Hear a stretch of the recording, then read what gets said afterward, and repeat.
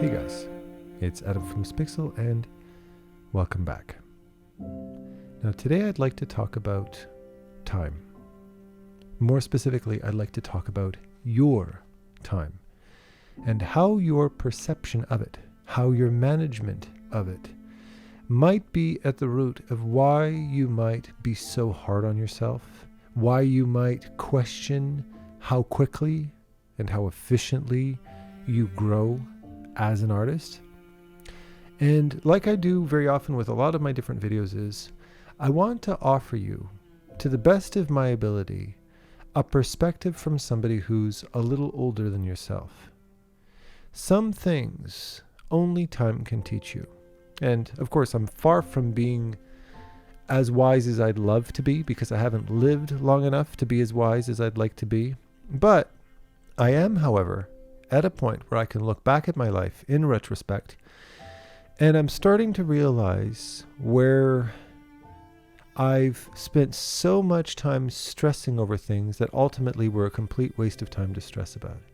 And I think that time is probably one of the biggest ones. The reason being is our perception of our own time is very different from our perception of others. As the expression goes, a watched pot never boils. Well, we literally watch ourselves, watch our lives every moment of every day.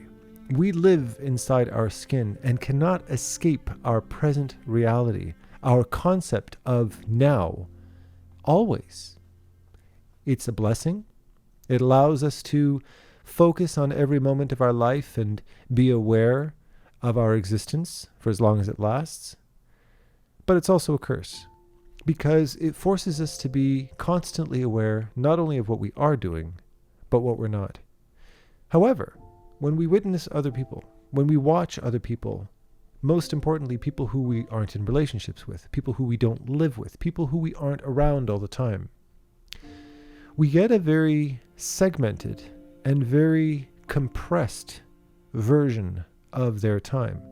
And you look at artists and what they're presenting online. You look at the artists that you love, and you only see those moments in their life where they succeeded, but more specifically, you only see their life through the successes that they chose to share.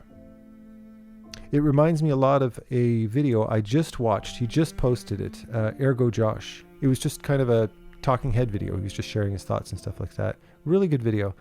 And he was talking about how he would look at certain artists that he really admired. And one of the things he would take for granted is the fact that as much as he idolized their skills, he completely ignored the fact that they were at least 10 years older than them. And it made him stop for a moment and think to himself, what the hell could I accomplish in 10 years? God only knows where my skill's going to be in 10 years. To you, 10 years is an astounding amount of time to have to wait. But when you compare yourself to somebody else, that 10-year difference between you and them is negligible, isn't it? I do it too.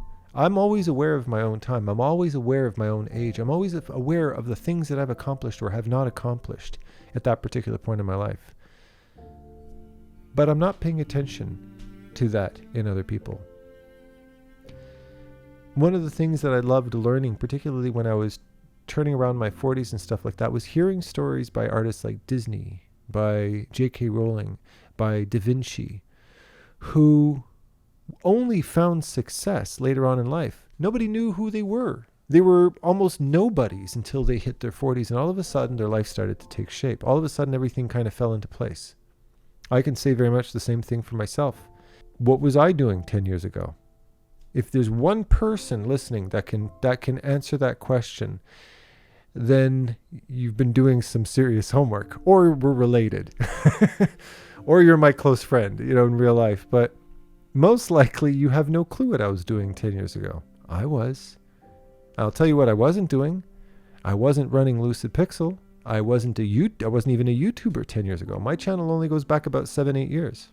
I can't even remember where I was working at that time. I know that 10 years ago, I was expecting my second child, Chloe. My second child, who's now, well, if you do the math, 10 years old. My oldest child was only under 10 at that time. She's now in college in her second year of illustration. And my son didn't even exist. I had no clue he would even exist. Now, I have a 7-year-old boy running around my house. That's crazy, if you think about it. All of that happened in a flash. When I look at my life right now, and I look at my kids, I look at where the state of my life is right now, where my career is, everything that I'm doing, the studio that I have. I wouldn't even fathom having a recording studio with film equipment and jibs and microphone. 10 years ago, I didn't even know how to work a DSLR camera. Now I've got a bunch of camera equipment. You know what I mean? My life is completely transformed in 10 years. But I'll tell you something. I did not witness it happen. It was not a, holy smokes, look what I've got. It wasn't an all of a sudden aha moment where all of a sudden everything just appeared out of nowhere. All of these little pieces of the puzzle slowly came to be. They slowly materialized through my life, through these processes, through these little mental synapses, through these little connections in my brain and how that tied into my life. I'll give you an example of that. If we think about filming, for instance, my YouTube channel. If you look, I should still have them on my channel. If I look at some of my earliest videos where I actually was present in the video, I shot those videos using a crappy little gaming headset mic. I think it was my Diablo 3 headset back in the day.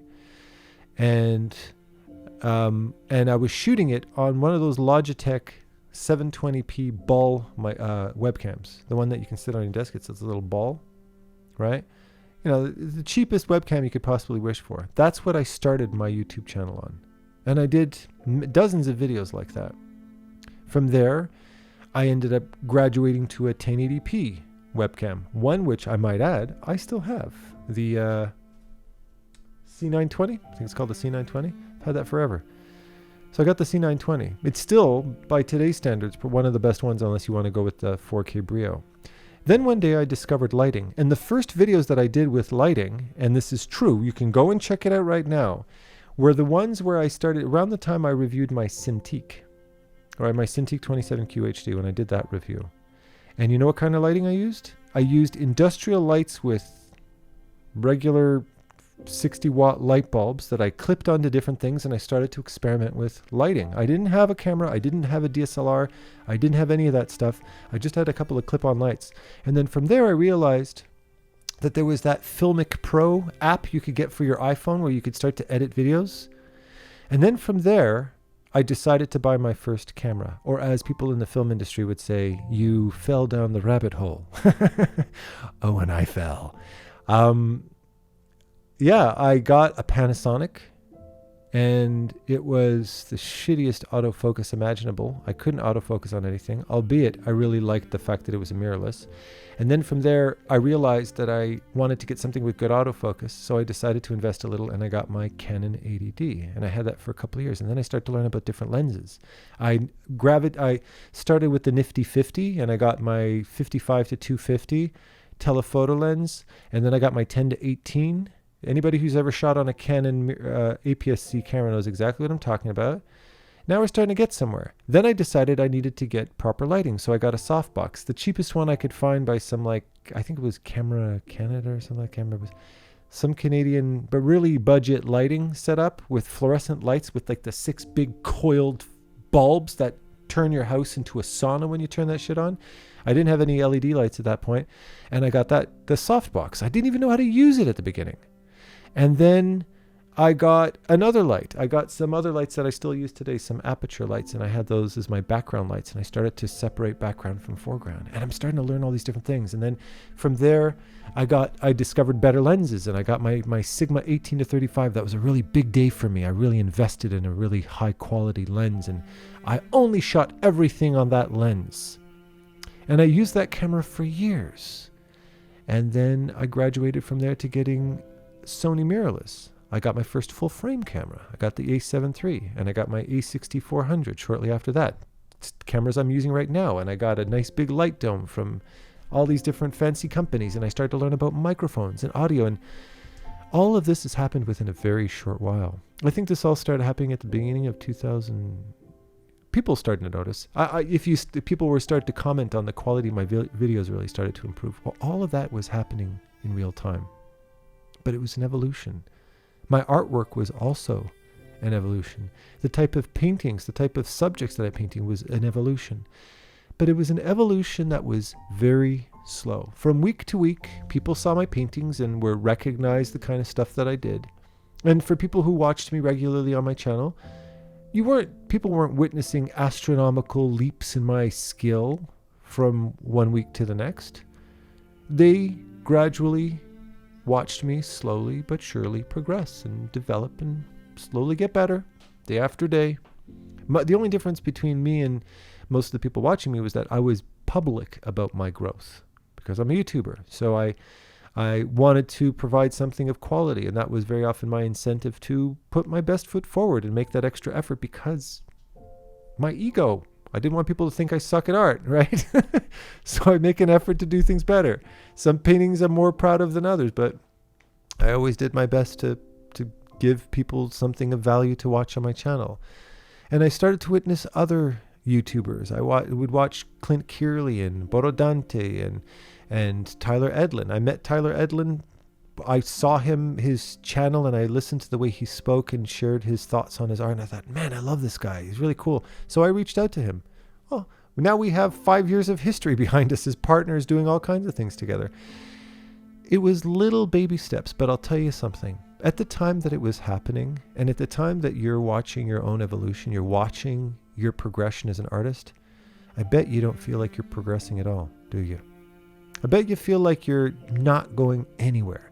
And the reason for that is because you're aware of every moment. You're watching the pot boil. And that's why it feels like your progression is slow. But if you want an example of how growth truly happens, you can do that in 2 minutes. You can go into my YouTube feed and go into my video section and then select oldest first. Look for my oldest videos and look at some of my older videos, and you're going to realize they're not that old. But you're going to notice a very big leap in video quality, in the way I communicate, in the kind of art that I produce, the way I present my videos.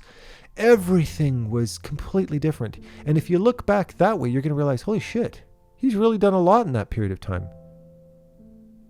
And I have. When you look back, when you time lapse 8 years of my life, yeah, then you see my progression. But if you sit there in the studio day after day like I do, and you just do your paintings and you make your videos day after day like I do, it's going to be, like as George Carlin says, it's like watching flies screw. Right? I was going to think of a word that rhymes with the word screw that starts with the word F. You get my point, right?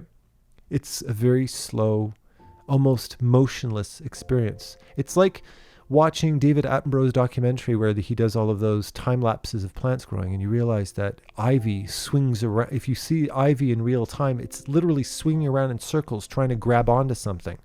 It's alive. It's moving.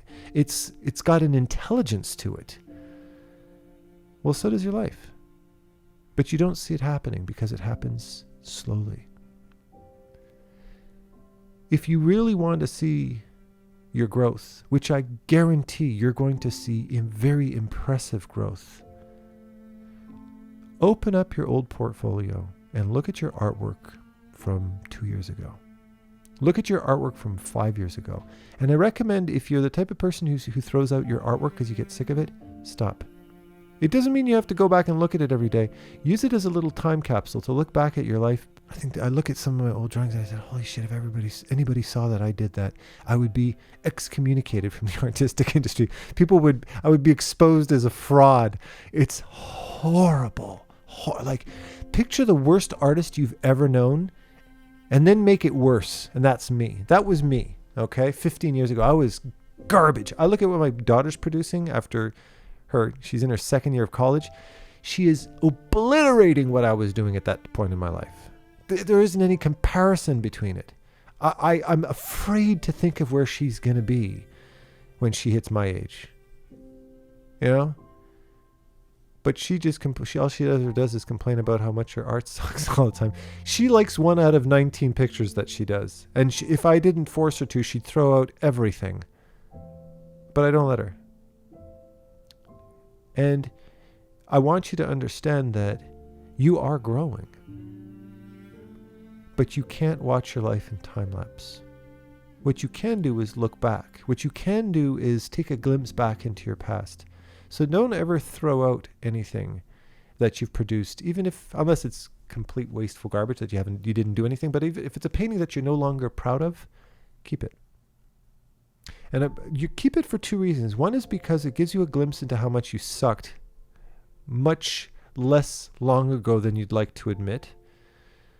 Even if it's 6 months old, you're going to look back at stuff you did 6 months ago and you're going to go, ugh.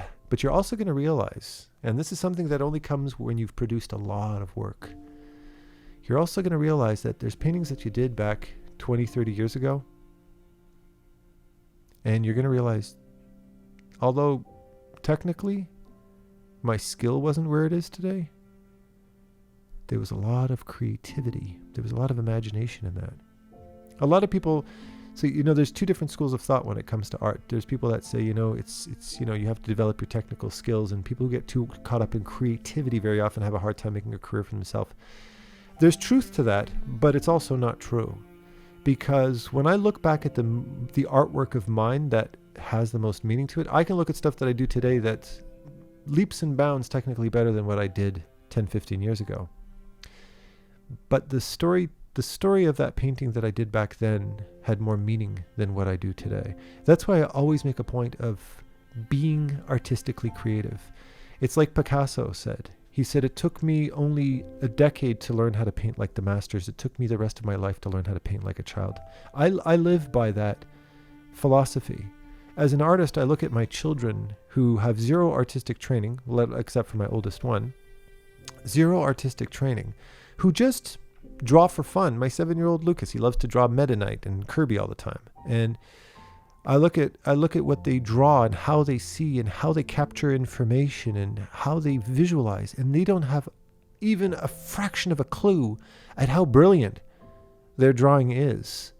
But it's not brilliant because they're artistic geniuses. It's brilliant because it's so fearless. It's just a pure expression of thought and vision, and they just capture it without questioning themselves at all. There's no ego involved in it. It's just, this is what I saw, and this is how I captured it, and this is what matters to me.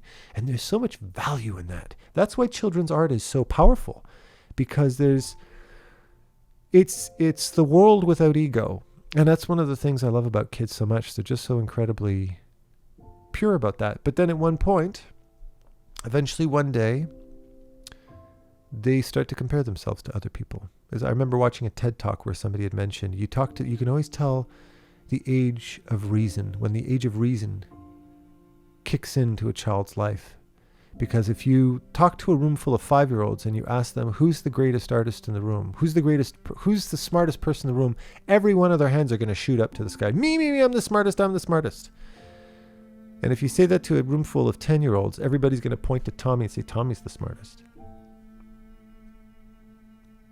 And my advice to you is be that kid who throws their hand up in the air and says me. If somebody says who's the most brilliant artist in the world, I want you to throw your hand way up in the air. And don't give a shit who thinks that it might be an indication of grandiose narcissism. I want you to just celebrate yourself and stop judging yourself on a day-to-day basis. As long as you're producing something, whether you're spending 30 minutes on something or you're spending 19 hours on something, as long as you're moving forward, slowly but surely, you are growing and you are learning. And if you actually look at your life, if you ever had a chance to watch your life in time lapse, you'd realize that your growth is astounding. And I can say this for every single artist I've ever known who didn't give up. And that includes you. All right? So with that said, I love you all with all my heart, and happy painting. Take care.